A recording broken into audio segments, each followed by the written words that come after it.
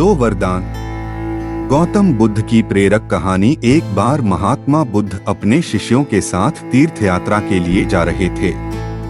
चलते चलते रास्ते में एक गांव आया। महात्मा ने कहा, आज का विश्राम इसी गांव में करते हैं। यह कहकर शिष्यों सहित उस गांव में चले गए।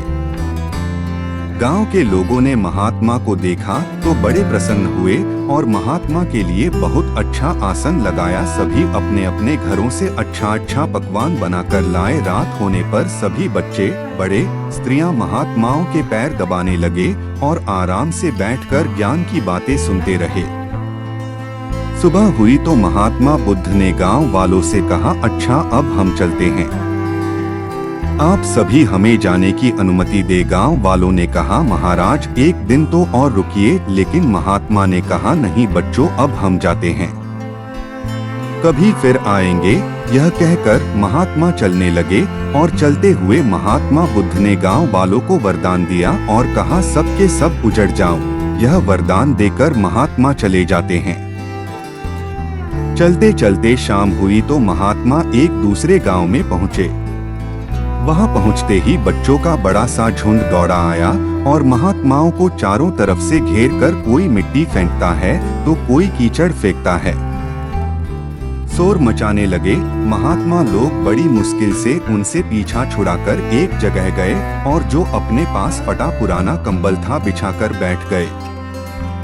काफी देर बाद गांव के कुछ बड़े व बूढ़े आए। वे सब भी महात्माओं को देखकर हंसने लगे और मजाक उड़ाने लगे। एक जवान ने तो महात्माओं का कंबल ही छीन लिया और कहा, इनके क्या काम आएगा, कम से कम मेरी भैंस तो ओढ़ेगी। वे महात्माओं का अपमान करते हुए चले गए। महात्माओं ने भूखे प्यासे रहते हुए बड़ी मुश्किल से रात बिताई। सुबह होते ही महात्मा चलने लगे और चलते हुए महात्मा बुद्ध ने गांव को वरदान दिया कि सबके सब बसे रहो। गांव से काफी दूर जाने के बाद जंगल में एक तालाब आया और कुछ फल के पेड़ नजर आए तो महात्मा बुद्ध ने कहा, बच्चों यहाँ थोड़ी देर विश्राम करते हैं। वहाँ महात्मा लोग फल खाते हैं और तालाब का शीतल जल पीते हैं। तब एक शिष्य ने कहा, महात्मा क्षमा करे, हमें एक बात खटक रही है, आप नाराज न हो तो हम पूछ सकते हैं। तब महात्मा बुद्ध ने कहा, बोलो बच्चों, क्या जानना चाहते हो। शिष्य ने कहा, महात्मा जिस गांव में हमारी अच्छी सेवा हुई वहां के कितने अच्छे लोग थे। उन लोगों को तो आपने वरदान दिया कि उजड़ जाओ, और जिस गांव में हमारा अपमान हुआ उन लोगों को आपने वरदान दिया कि बसे रहो। ऐसा क्यों महाराज। तब महात्मा बोले, देखो बच्चों, पहले गांव में कितने अच्छे विचारों के आदमी थे।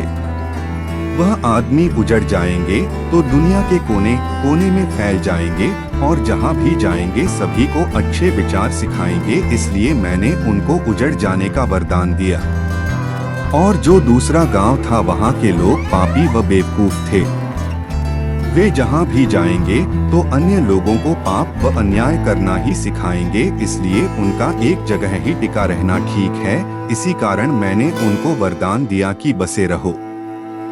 महात्मा की बात सुनकर सभी शिष्य अत्यधिक प्रभावित हुए। दो वरदान कहानी आपको कैसी लगी, कृपया कमेंट के माध्यम से जरूर बताएं।